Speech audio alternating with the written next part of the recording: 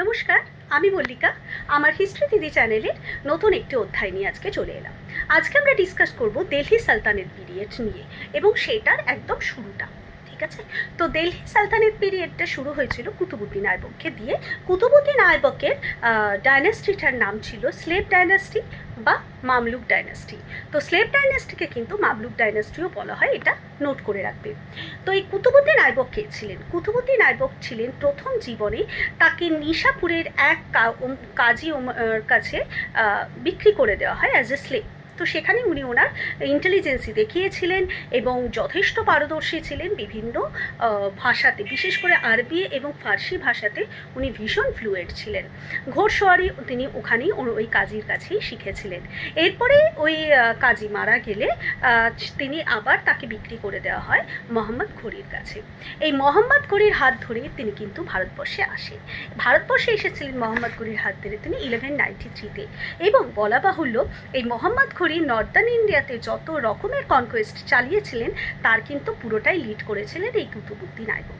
এবং কুতুবুদ্দিন আইবকের এই পারদর্শিতার জন্য মোহাম্মদ ঘুরি যখন চলে যান এখানে সমস্ত অনেক রাজ্য জয় করে অনেক কিছু করে, তখন কিন্তু এই দিল্লিতে কুতুবুদ্দিন আইবককেই উনি ভাইসরয় নির্বাচন করে গেছিলেন।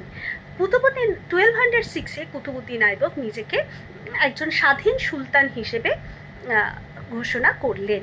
দিল্লিতে শুরু হয়ে গেল দিল্লি সালতানেত। এরপরে 5টা সুলতান পিরিয়ড এসেছিলেন। প্রথমেই ছিলেন এরপরে এসেছিলেন খালজি ডাইনাস্টি, খালজি ডাইনাস্টির পরে তুঘলক ডাইনাস্টি, তুঘলক ডাইনাস্টির পরে সৈয়দ ডাইনাস্টি এবং শেষে লোদি ডাইনাস্টি। এই 5 সুলতানি ডাইনাস্টি কিন্তু আমাদের পুরো দিল্লি সালতানেতটাকে চালিয়েছিলেন। এই দিল্লি সালতানেত শুরু করেছিলেন কুতুবুদ্দিন আইবক 1206-এ। ওকে, এই 1206-এ কুতুবুদ্দিন আইবক দিল্লি সালতানেত শুরু করেছিলেন এবং কুতুবুদ্দিন আইবক যে কুতুব মিনার স্টার্ট করেছিলেন সেটা কিন্তু 1206-এই করেছিলেন, কিন্তু তিনি শেষ করে যেতে পারেননি। তার জামাতা ইলতুৎমিশ সেটি শেষ করেছিল।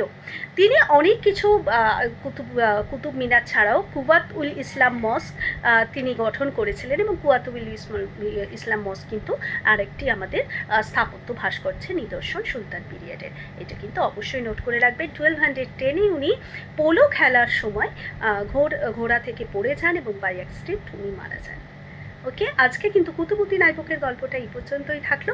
এরপরে আমরা ইলতুৎমিশের সম্বন্ধে জানবো এবং অবশ্যই নোট করে রাখবে 1206 থেকে 1210 কুতুবুদ্দিন আইবক।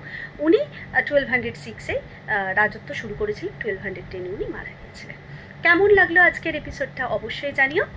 সবাই ভালো থেকো, নমস্কার। প্লিজ সাবস্ক্রাইব করো।